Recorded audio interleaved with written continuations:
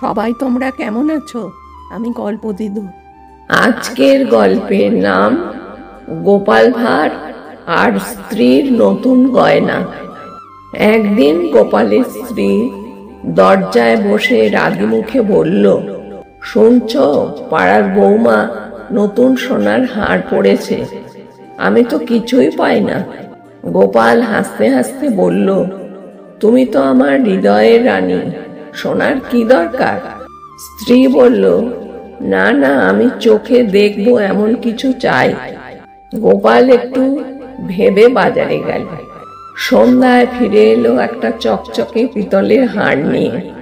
স্ত্রী দেখে চিৎকার করে উঠল, এটা সোনা নয়।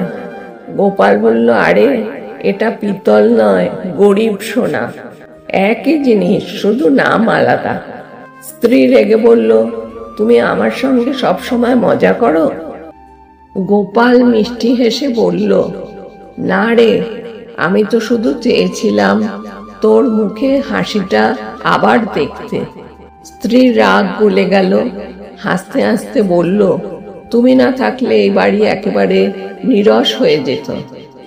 এই গল্পের শিক্ষা, জীবনে সবকিছু টাকার দামে মাপা যায় না। ভালোবাসা আর হাসি সংসারের আসল অলংকার।